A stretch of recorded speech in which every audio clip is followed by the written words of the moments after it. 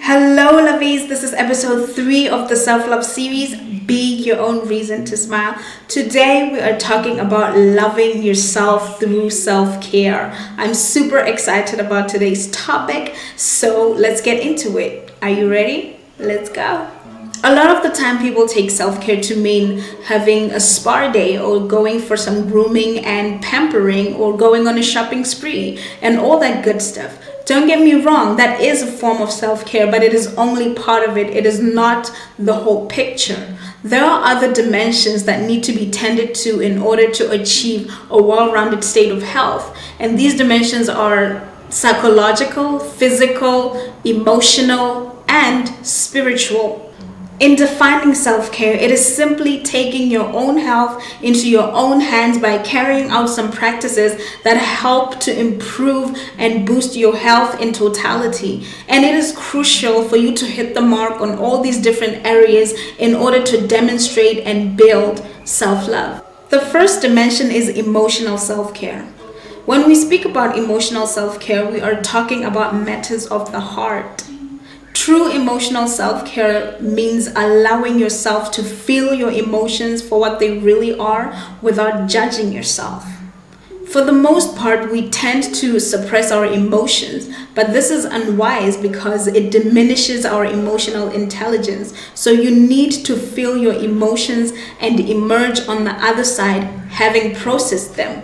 Do this, of course, at appropriate times, in appropriate places, and with appropriate people if need be. Allow yourself to cry if you're feeling sad. Smile and be happy if you're ecstatic. Do not be a stonewall.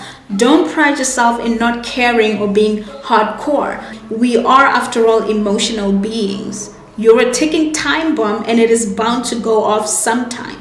It is also important to guard your aura and your energy. Do not let just anybody into your space. You need to be cautious about the kind of people you allow into your life, into your space. Vet people before you engage with them. Do not let the chaos in the world to come in and cause havoc in you. My point is you need to surround yourself with positivity. Positive people, positive music and television, positive messages. All the things that make you feel good and more appreciative of yourself. To take care of your emotional well-being, you also have to make sure that you address any issues that you might have. Declutter your mind and rid yourself of any problems that may arise. The last thing you want to do is harbor emotions. Speak up and deal with it. Number 2 is psychological self-care. This area is about taking care of your mind. This not only involves developing an acuity for your mental wellness, but it also extends to actively participating in its fulfillment.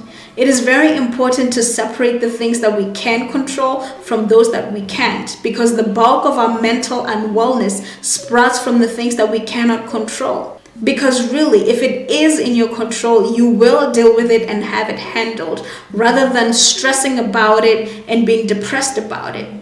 Active self-care in this area means practicing self-awareness through things like journaling, meditation, reflection, etc. Writing down your goals and ambitions and planning them out is a great service for yourself. Documenting the things that you are thinking or things that you have experienced can also be very liberating, especially for things that you do not want to say out loud. You get to recognize your thought pattern and see who you really are. Other things that you can do include learning how to take compliments well. Do not downplay a compliment or try to fish for more compliments. Like when somebody tells you, "I love your shoes," and you say, "I know, right? They are great, and so is this belt, huh?" Or when somebody tells you, "You look amazing in that dress," and you say, "Oh my God, I gained like 5 kilograms and I look a mess." What are you trying to say really? That this person doesn't have taste? There is no need for all that extra. Just say thank you with a smile and keep it moving. The best tip I have for you for mental well-being or psychological self-care is devoting time every single day for things that light you up like New Year's Eve. Okay, find time every day to do the things that make you happy, things that bring you joy. Number 3 is spiritual self-care.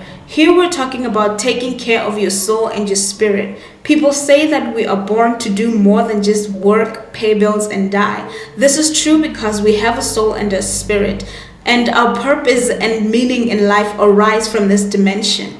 Spiritual self-care is perhaps the most important area to tend to, yet we take it with a grain of salt.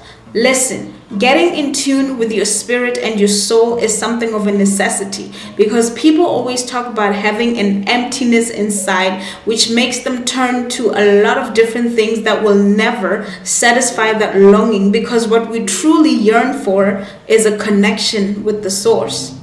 At our core, we are something of a supernatural nature. So we need to commune with God. We need to be sensitized to the spiritual realm, and we need to be locked with the source of our existence. Through prayer, meditation, reading the Bible, we can connect with God and rid ourselves of the emptiness and longing that we have inside. So put this as priority number 1 because it has the power to change all aspects of your life. Number 4 is professional self-care. One way or another, we are part of the workforce, formal or informal sector, also students. It is important to engage in and have friendly relations with your co-workers and your colleagues. Personalize your working space by having a picture in your office or some flowers or something that has a sentimental value to you. Balance your workload. Do not overdo it and have a life outside of work. Just pace yourself. This is important because it makes up a huge part of our lives. We spend so many years in training or in school to become what we are, and then we join the workforce. So it is no minor thing, and it goes a long way in ensuring your mental well-being in your professional life. Number 5, and the last one for today, is physical self-care. Taking care of the body, our form. This one is about leading a healthy lifestyle by having a healthy diet, drinking a lot of water, exercising, decluttering your mind, decluttering your working and living spaces, rest and replenishment, taking some time off the virtual world every now and then, going for a spa day, having a shopping spree, buying some luxurious items that make you feel like you're on top of the world. Just generally doing things for our physical form. I could definitely expound more on this topic, but I will do one better and make a video on it, so you should keep an eye out for that one. This is all I wanted to share with you guys today. This is the Self-Love series.